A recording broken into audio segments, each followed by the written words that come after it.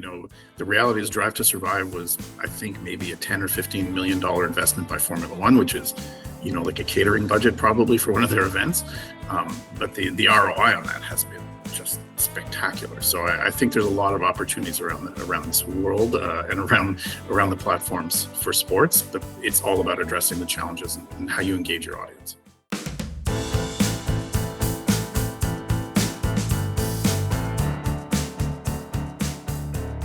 Hello, everyone, and welcome back to the Accedo Playback podcast, the podcast bringing you the latest industry news, trends, and tech advancements in the OTT and video streaming industry. My name is Stanley Auger, and I'm joined alongside my fellow co-host, as usual, Neil Van Zyl.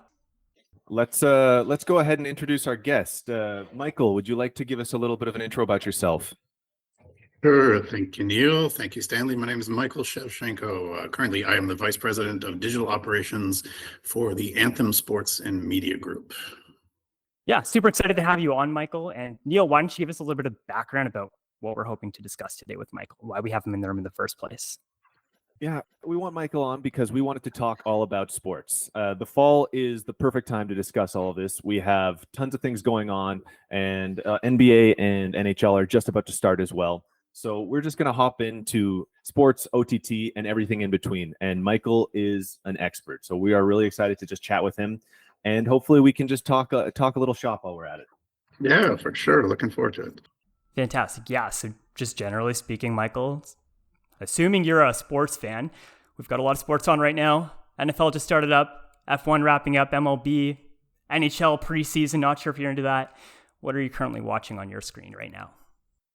Everything you mentioned, just from an industry point of view and knowledge point of view, you need to be watching and checking into everything. From a sports fan point of view, I'm watching my usuals. I'm watching F1. I'm watching NFL. Hockey is ramping up, as you mentioned, waiting for NBA.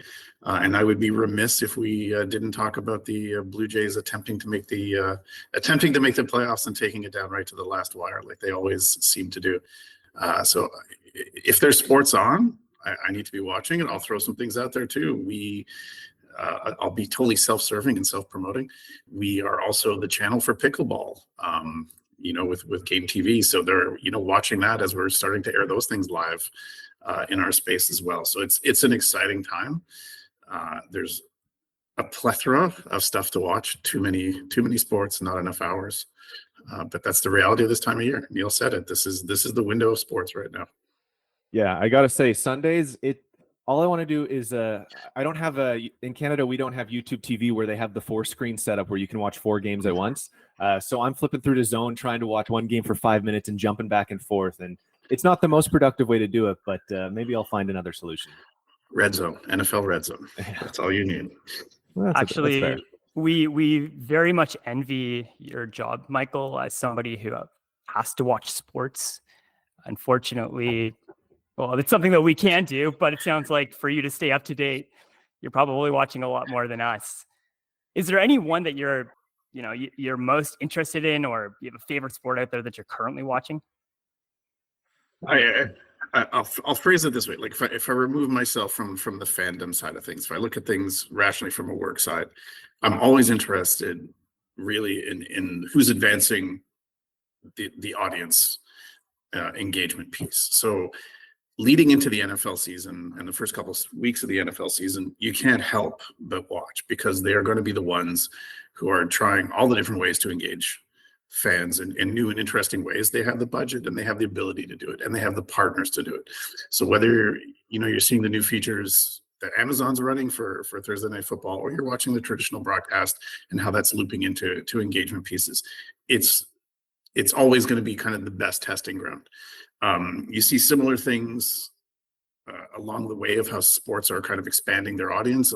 Everybody knows and has talked a million times about, Drive to Survive driving F1's growth in the US, which is really going to reach a pinnacle in a month and a bit when they hit Vegas. It's not just kind of another race. Like, F1 is really staked out a physical presence, like buying land, building a permanent structure there, and taking over a city like Las Vegas in a manner that no sport has ever done, right? This isn't that somebody, as amazing as the Raiders are and building the stadium is amazing, letting us an event kind of dictate the flow of a city like Las Vegas is really interesting. And I'm really curious to see where that happens. I'm also curious just to see other sports, how they're, a lot of sports I think are facing some interesting challenges. If I go to the NHL, there's a real challenge in engaging youth. And that's not just, people to watch the sport. How are they engaging audiences to get kids to play? It's a huge, kind of challenge that league faces. It's an expensive sport. It's very much like a regionally niche sport for development. How are they going to tackle that? And they need to. There are generational changes like coming in fans. Those are all interesting things. And I know we're supposed to be talking OTT, but I think all these things fit into that, because it's always, what are your KPIs? What are your concerns? What are your challenges? And how are you going to address them? And specifically, how are you going to address them, through technology? The fact is OTT, or we want to call digital delivery, that's your number one avenue to engage fans, get them to watch, get them to consume. So you have to be, advanced, you have to be thinking, and you have to find the right avenues. It doesn't always have to be a giant execution. You can be smart on if you're trying to engage kids, there's very many interesting ways on platforms that are more than happy to help you, be it social platforms or through straight video, that I think are, those are the keys. What are your KPIs? What are you trying to do? And how are you going to achieve that in the space? And it's essentially, it's limitless, whether it's like NFL, where it's cubic dollars can solve a lot of problems, or it's smart moves. The reality is Drive to Survive was, I think, maybe a $10 or $15 million investment by Formula One, which is, like a catering budget probably for one of their events. But the ROI on that has been just spectacular. So I think there's a lot of opportunities around this world and around the platforms for sports, but it's all about addressing the challenges and how you engage your audience. That's awesome. And that lends really well into my next question. Do you think the sports OTT industry is still growing? And where do you think for some of these sports that have yet to fully leverage OTT, where should they be focusing to drive greater engagement with the sport? If we're talking OTT in kind of the typical, let's just say the standard measurement, where it's like an owned and operated video service that a league, a team, whoever it is, a rights holder is putting out there, yes, but it's all relative. And I think the one thing that becomes, when you work on this side of the business, is you're always trying to find, for obvious reasons, the best bang for your buck. In some cases, you might not be of a critical enough size where running your OTT service, it makes sense internationally. You just won't have the audience. You can't justify the costs, despite the fact that an owned and operated service, at least in my opinion, is generally the best way. When you can control, it's my product with my customers interacting with my product, that's the ultimate solution. I'm not sending it to someone else to distribute. But the reality is those are generally a little more expensive, require a lot more investment internally as far as marketing, support, curation. It's very easy to send content to, be it a fast channel or a partner like YouTube, where a lot of that curation, and a lot of that distribution is you're really aided. You obviously give up things, mainly like the data and being able to interact with your audience. So yes, just to go back, I know it's a long way of answering your question. Yes, it's still likely the best way, but I think the form needs to suit the business model. And I can speak, from an Anthem point of view, we operate in the sports realm, Impact Plus, which is a direct to consumer subscription service. That for that business, that is the best way for us to engage with our fans. And again, it comes down to control. It comes down to the ability for us then to talk directly back to our customers and deliver directly what they want.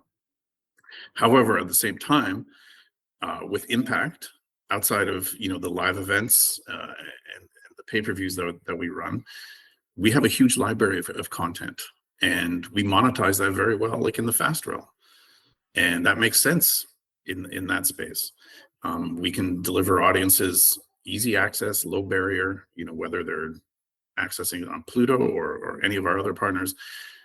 That's a great way for consumers to engage and just sit back and get that kind of dictated experience to us. From our point of view, it's great from a revenue point of view. I'll say there's challenges from a data point of view, but those are kind of the compromises you face in the sports industry.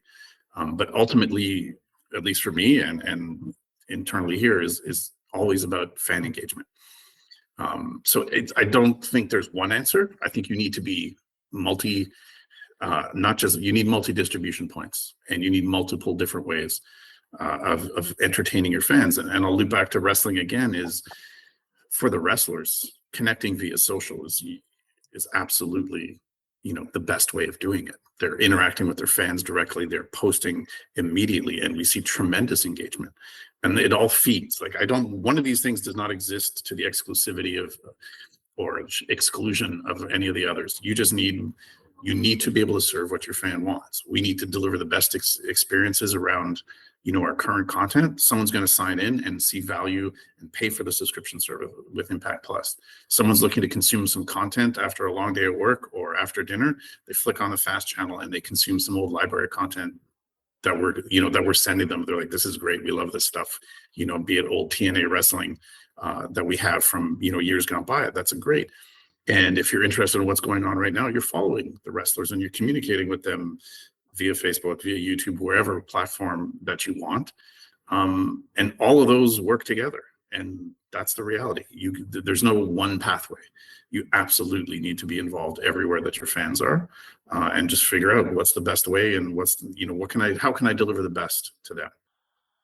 Okay, thanks, Michael. And looking at the sports industry today, what do you think are the biggest challenges in regards to streaming and distribution? It's just too much. We're hitting, and I think that this isn't just for sports. We went through, if we go back 5 years, we went through the explosion of streaming services that continues to this day. And the market has clearly said, for a variety of reasons, some of it economic, some of it is just too much choice. There's just too much, which really begat in the last 2 years, fast channels. There are 1,700 plus fast channels operating in North America, with literally dozens of them popping up and going down constantly. That seemed like a great solution, and was a great solution, especially when we were talking during COVID. People just wanted to consume, were very unsure. Low barrier to entry. I didn't have to do anything. I just downloaded the app and I watched. But again, when there's 1,700 and you're seeing the pressures in the ad market, and from a variety of different ways. Economically, people don't really know what the economic situation is going to be. Some people talk recession, some people talk quick bounce back. That's causing a lot of pause in the marketplace.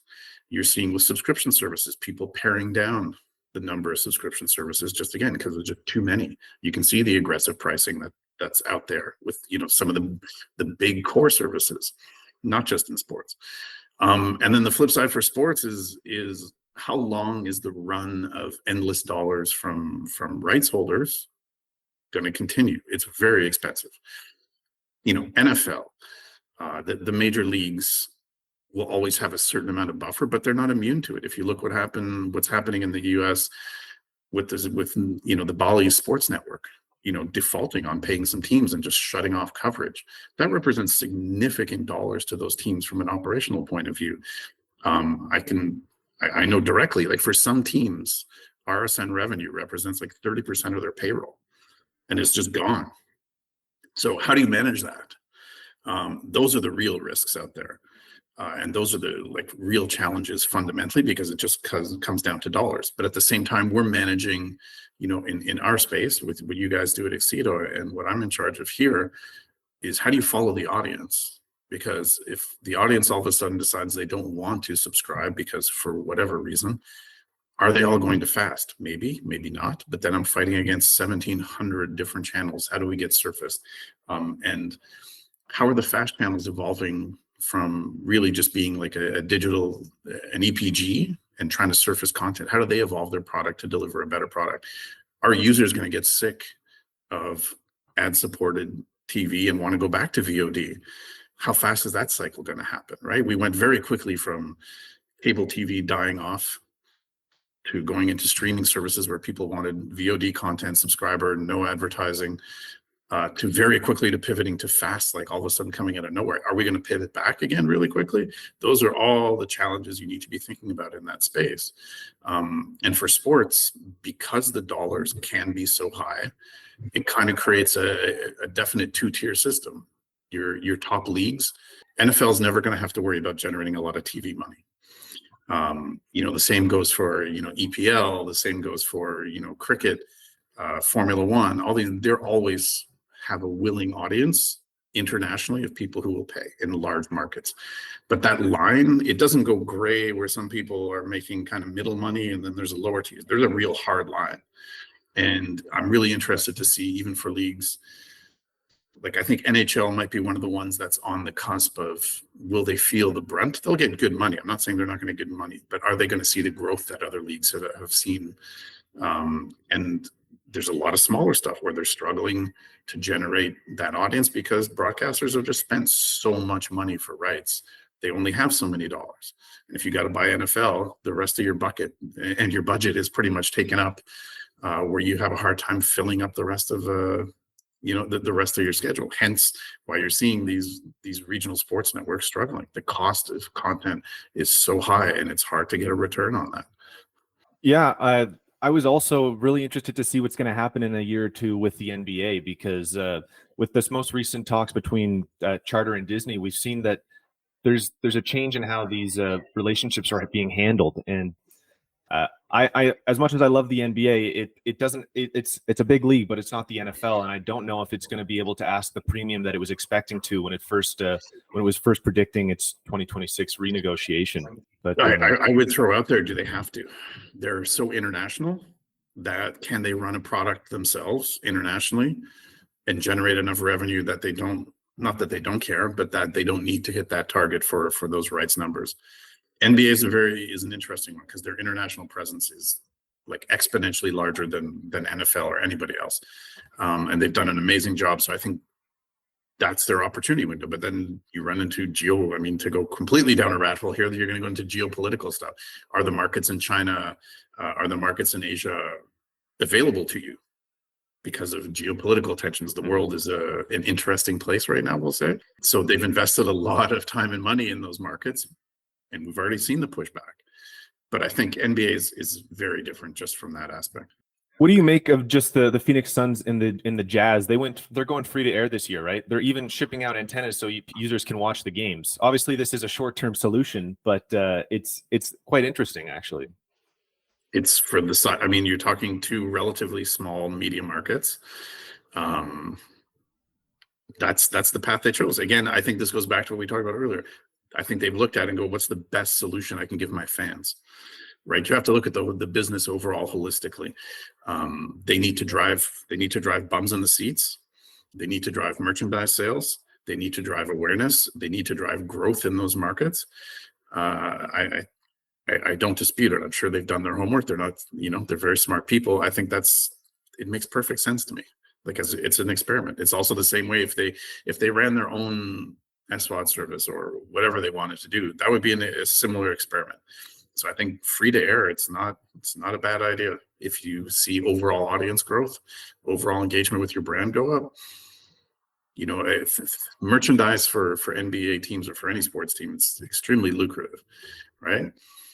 You sell one jersey is the equivalent to, a yearly subscription to an SWAT service. So I think they've definitely looked at it, done the numbers.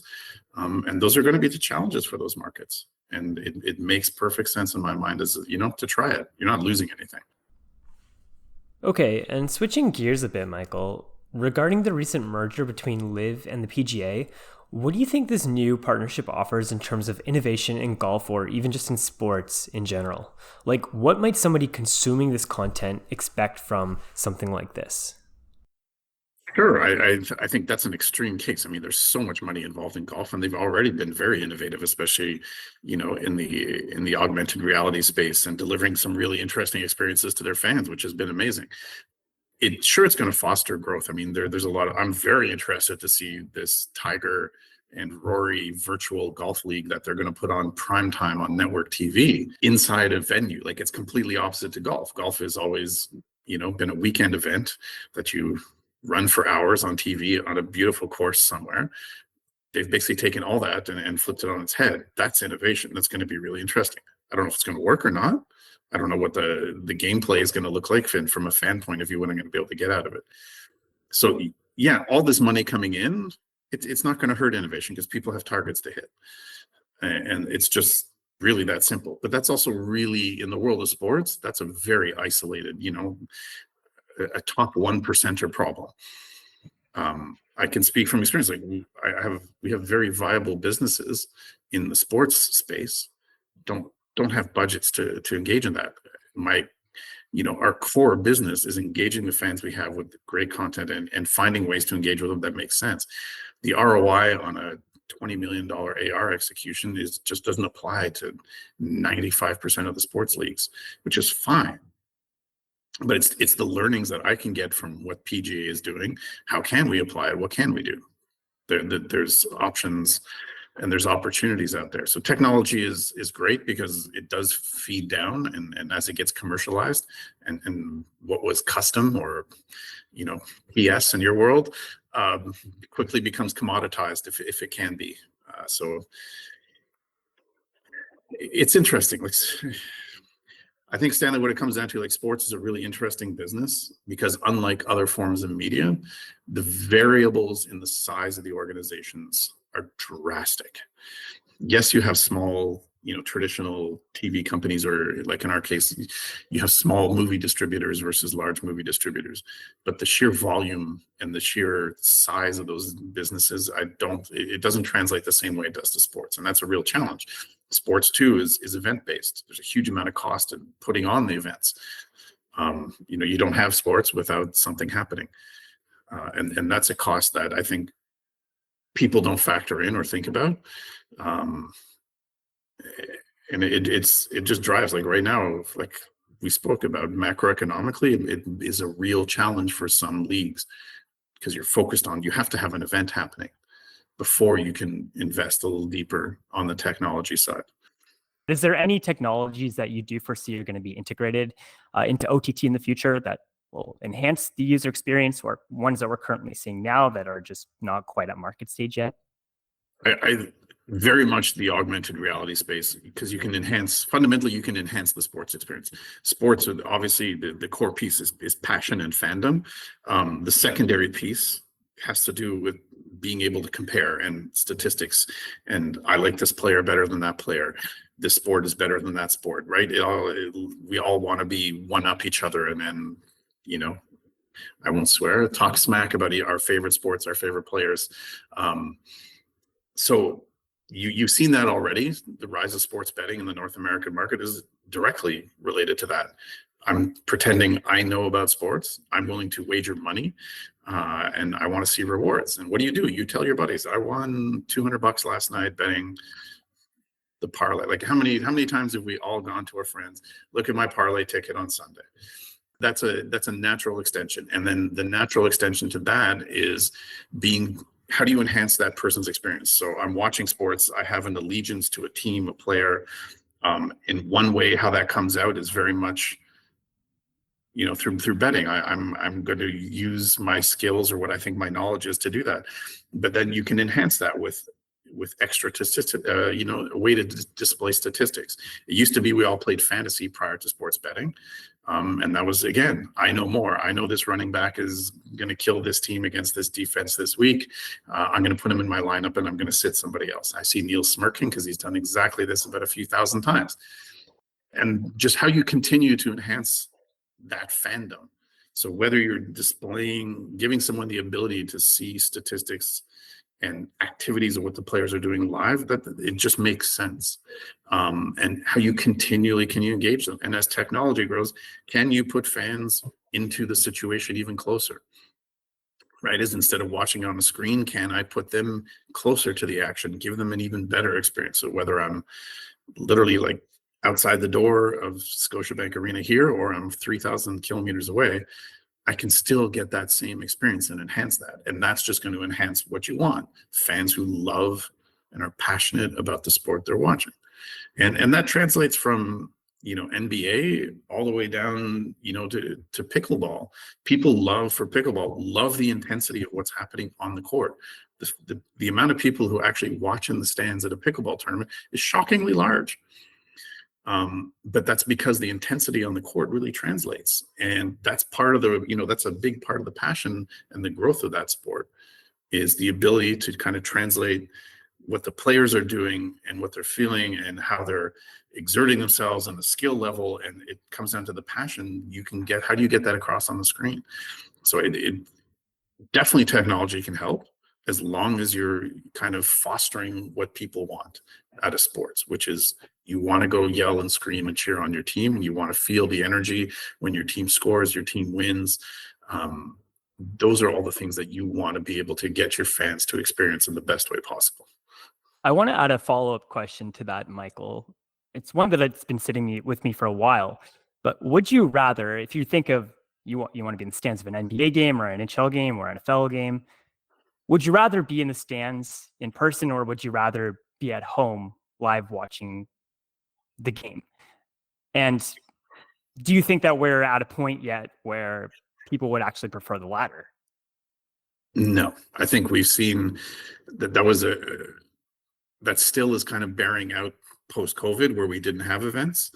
And what everyone thought was the initial bump when we were able to attend events in person again, a lot of people thought that was going to be a bump and things would settle down where people didn't want to go. That has not proven. You are seeing record attendance. You're seeing strong attendance across the board. I think people are really reveling and still enjoying the fact and still discovering what it's like to be back in mass groups and enjoying being part of an event. We see that with not even across sports. You see that with concerts. Taylor Swift is singularly proving that people want to be part of something live and in person. Never heard of exactly. Lies. But I don't think we're at that point. We have the ability to give people a better experience and to be places they haven't been before, but I don't think that's because they don't want to be there. I think they just can't be there. And we can so easily consume content from every corner of the world that why not? I would love to be in an EPL stadium watching some incredible soccer, but I can't afford to fly over, to the UK every weekend. But if you can put that experience there, I would love to. But ultimately, you'd love to be there. You want to experience that. So I think it's a combination. It's not going to be. It'll never replace. Interesting. I don't know if you, speaking of Taylor Swift, if you saw the viewership jump of the KC game after they spotted her in the box. Yep. Not to mention the merchandise sales. It just goes down to, again, like it's that in a nutshell is. And I'm not going to be cynical and say this is a marketing exercise, but you can see how the passion for football and the passion for being a Taylor Swift fan intersected. You see a bump in viewership. Apparently Travis Kelce merchandise sale, like his jersey sales went up something like 400%.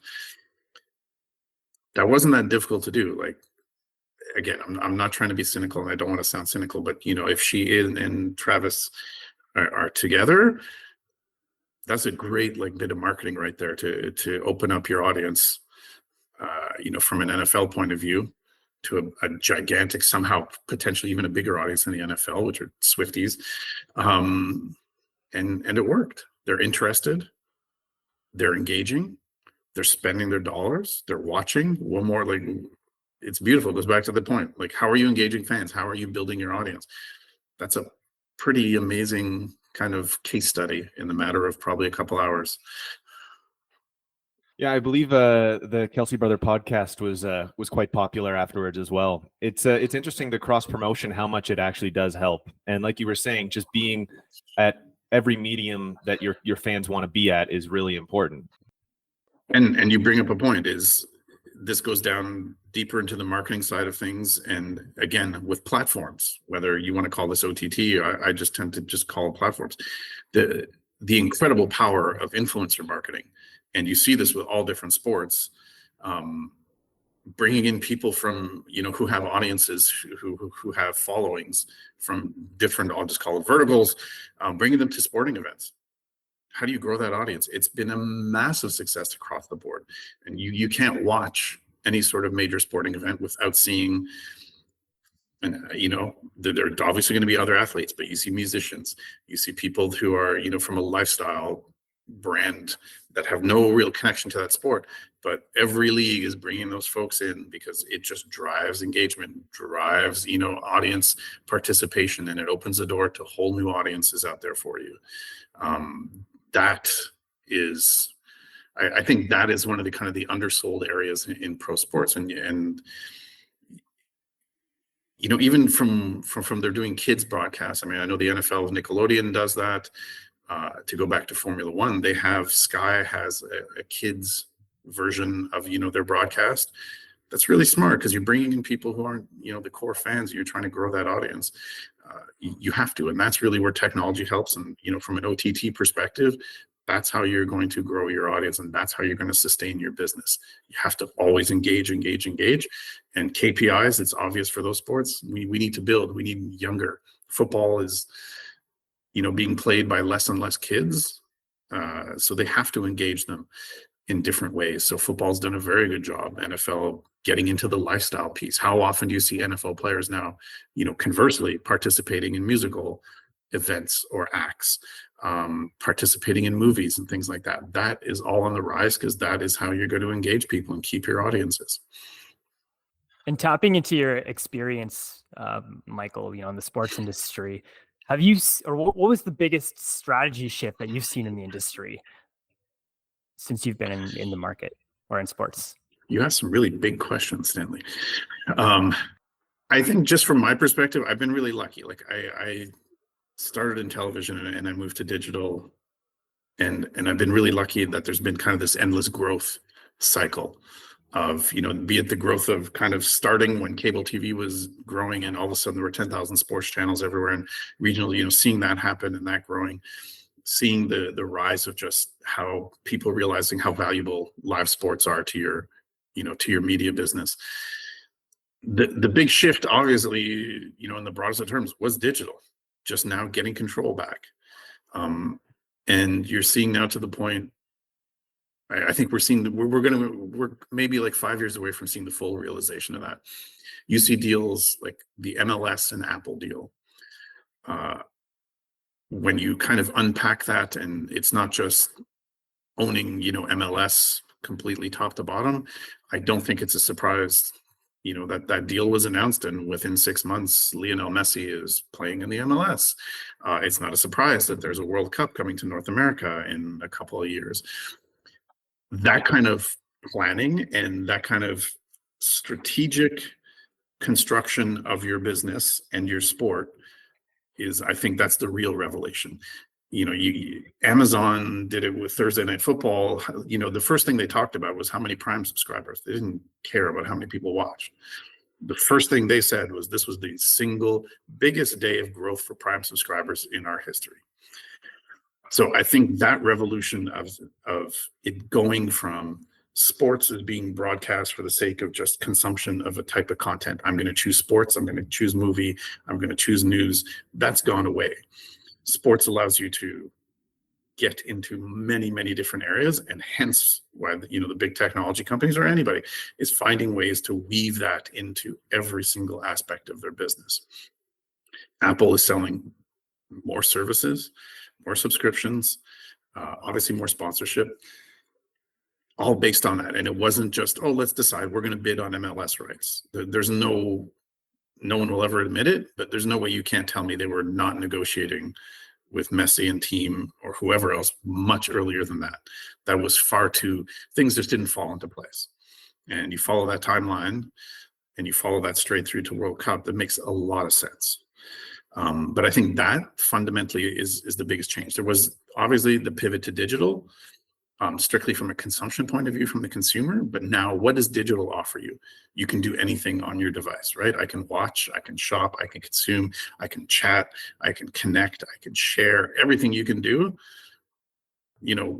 the leaders in the space are making sure that you can do all that via sports, and that's the vehicle. Well, is there anything that's remained consistent over time? People like the fandom, the passion that's never gone away for sports. And never, I don't think it ever will. It's always been the most important piece in broadcasting. You look at, the most watched events every year. What is it? 99 out of 100 are sports every year. People's passion and connection to sports is not going away.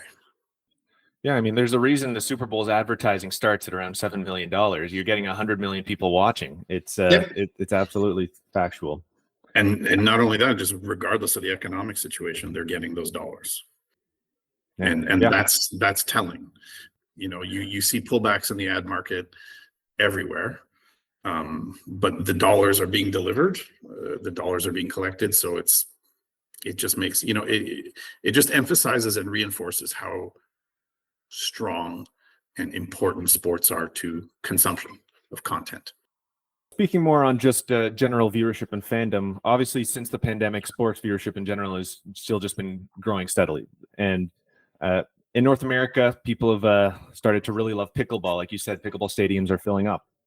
But with all these sports leagues trying to engage more people, we're seeing more of these Drive to Survive type documentary styles. Is this just the next step in marketing for them, where they're just going digital, social, and then also docuseries? That's just the next portion for them? Oh, I think there's just a tremendous amount of just copying, plain and simple. No one ever predicted the success of Drive to Survive. I am absolutely like a lifelong Formula One fan. I never in a million years thought that series would do what it's done. So I think you're just seeing people trying to copy, especially that very much that specific, following along for a season, trying to manufacture a certain amount of, of drama around the sport and turning your players into characters. I don't know if I have yet to see it be replicated. It's very specific. Formula One they were very smart because there's only a certain number of drivers, certain number of teams. It's international, it's contained. The opportunity and it's very flashy.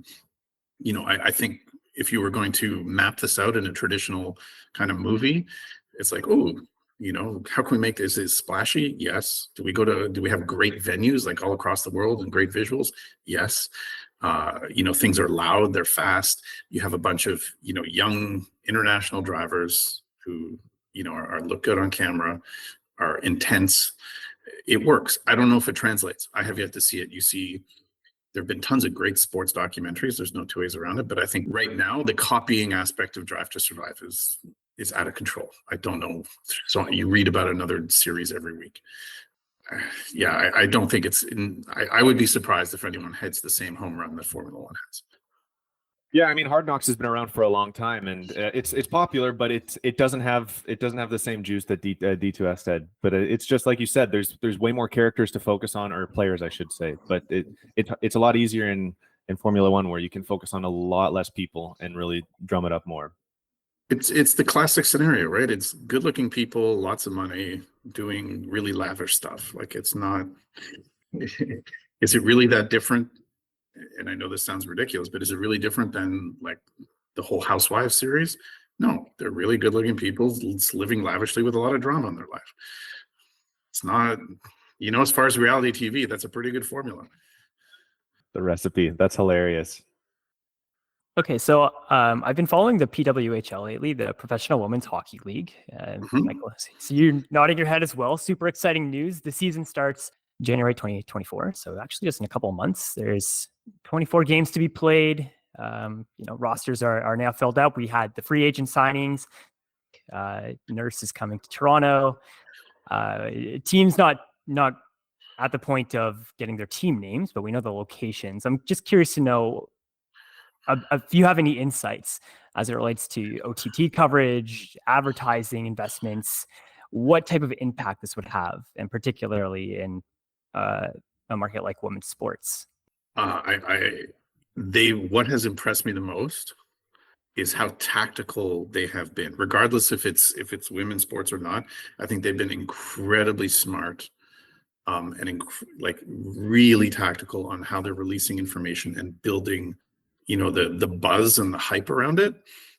Whoever their marketing lead is, hats off. Like, you're doing a great job. And they need to, because the simple fact is it's going to be, the real challenge is getting bums in the seats. I'm going to assume they want to be on broadcast TV and generating, good revenues in as many markets and as many places they can be. But I think it's like any sport or any league that's starting out from nothing. Is you have to be smart. You have to build the buzz. You have to build the awareness. You have to find your hook. And you need to grow that audience. And like I said, I think they've done a really good job creating hype, creating awareness around the players, being in places where they can get their message out effectively. That's really hard to do. And I think they've done, a really good job in that space. It's the challenge is, like, as always, next step, right? Get the league up and running, get it viable in these cities. Financially, what's your runway? I don't want to sound really clinical about it, but I don't know the funding model behind it, but that's going to be a big factor.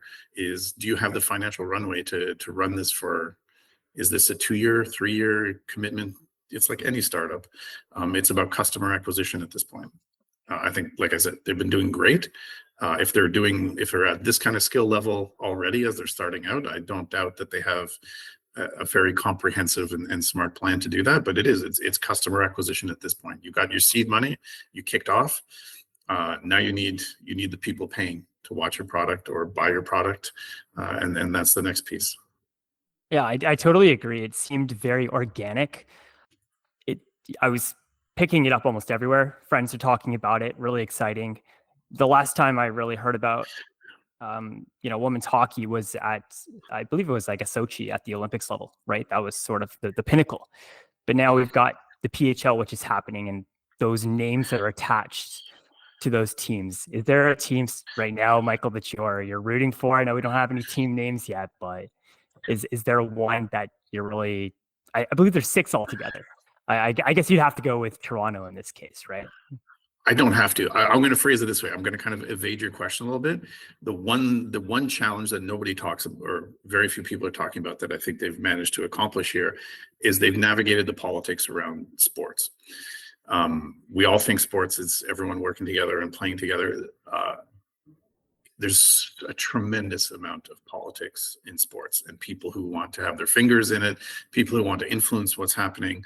And that goes from, the kids level to amateur sports, to minor sports, up to professional sports. I think we should really be looking to support the league that they've navigated this, because women's hockey was, again, full of politics, still is full of politics, but they've done an amazing job in getting people to buy in, to move this forward, because they realize, like, we got to work together to make this happen. So as far as like rooting for a team, I can't, because they don't exist right now, but I think we should really be rooting for the fact that they managed to pull this together and pull this off, and now are executing at that level. I've been fortunate enough to work with amateur sports. It's really tough. Like, you look even in this city, the politics involved with something like, the GTHL, it's insane. I mean, we all have friends who have kids who are playing hockey. Just between the different leagues and things like that, I shake my head sometimes at the stories you hear about that. So I think we should really celebrate the fact that they've put this together, got everyone aligned. That, I can't even imagine how heavy of a lift that was. Yeah, really looking forward to January coming around and being able to check out some of the games in person or on TV. I mentioned it a little bit earlier, but we saw this whole Charter and Disney negotiation happen, where sports for the first time didn't have the impact on the bundle or on the cable deal as it did before. What do you think of that? And do you think this is now just going to be the way forward of mixed cable and OTT bundles, or is everyone going to follow that? I think you're seeing all these companies just facing the reality is what the consumer's telling you. There's only so many dollars. People have subscription fatigue, wherever that comes from, whether that's via cable. We've seen that transition. We see the cable numbers in the US, the households are absolutely tanking at an alarming rate. You have no choice but to talk to your consumer and give them what they want. This goes back to what we talked about earlier, like just the rise of fast. That came from too many OTT services, too many dips in the pocket. My credit card bill was like 7 pages long with like 25 services I don't remember that I even subscribed for, right? It's like the gym membership. That's happened. That's why fast came. And then now you're predicting again. So I think these are just natural extensions of what the consumer's telling you. In typical, and I'll probably get in trouble for this, but in typical traditional TV land, it's taking a long time. A lot of people don't want to pay for sports in the cable bundle. We know that is by far and away the biggest chunk of dollars in your cable bills to pay for, whether it's, ESPN in the US or, you're in Canada paying for TSN or Sportsnet. That's the big chunk. People have to make financial decisions. People are making decisions based on what they consume and where they consume it. And maybe they are buying direct instead and don't want that as part of their cable package. To me, it's just natural. Like, consumers have demanded it. Consumers have already moved, spoken with their wallets. These guys are just reacting to it. Finally. Hey, thanks, Michael. We'll leave you with one last question before we wrap things up. And on a scale of 9 to 10, how excited are you about the white hot Bedard joining the Blackhawks? So for those who don't know, yes, I've been a Blackhawks fan for many, many years. Of course, we're excited. You have the potential to see a generational talent join your team. It'll be exciting. And this sounds really terrible, but I hope my team tanks for another season. 1 draft pick is great. 2 high draft picks, a lot better. It's very typical what you're seeing. Like for a league like the NHL, you're managing the salary cap, you're managing your roster, and you're trying to create a window for, be it like 4 or 5 years, where you have top tier players at affordable prices, and you make a run for the championship again.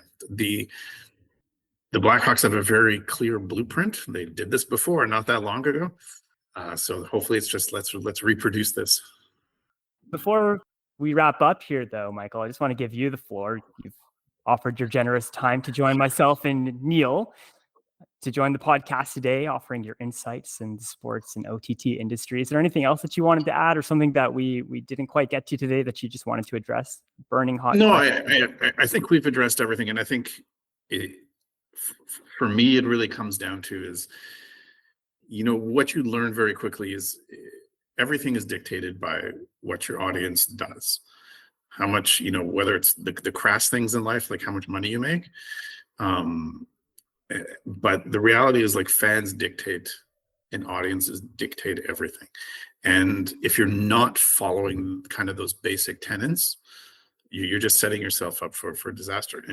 And I think there's a real interesting, as we grow, as businesses grow, as a lot of companies are looking, globally to grow revenues, grow audiences, it's going to be really interesting to see who succeeds, because different markets, and we're going to talk about us being North American, and we're very, in a bubble. We were talking this whole podcast, we've talked about North American sports in the North American market.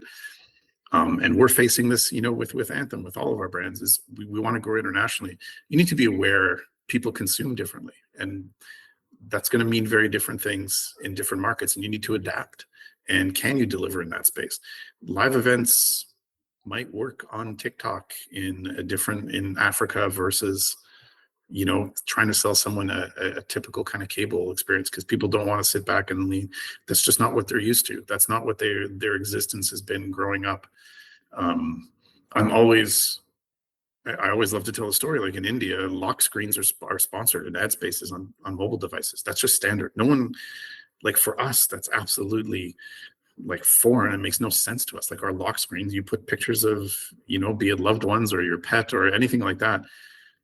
But that fundamental difference are things that we need to adapt, and how you change and how you're going to get to market. So duplicating your multi-platform, however we want to call it, digital experience to your audience that you're delivering in North America to other markets, probably not going to work. You want to do it that way because it's probably a lot more cost effective. It's what but you need to be able to adapt. And I think as we see kind of things globalize and continue to globalize, the people who are going to win, and it might not be the big leagues, are going to be the people who can adapt to the market and understand that, be it culturally, be it geographically, for whatever reason, technologically, you need to deliver a different experience. So I think that's kind of, I'll leave you with that as kind of my food for thought at the back end. But thank you guys for having me. I appreciate you taking the time and willing to listen to my ramblings. Thank you again so much, Michael, for joining. We'll wrap it up there, and enjoy the rest of your day, the rest of your week, and yeah, we'll stay connected. Thank you very much, guys. Appreciate it. Thanks. Great speaking to you. To our guests, thank you for joining Neil and myself on today's episode. And of course, a big thank you to you, our listeners. As a reminder, you can subscribe to the Playback podcast, which can be found on all major streaming platforms. Or if you'd like to reach out to us directly, send us an email to playback.podcast@accedo.tv. Have a great day.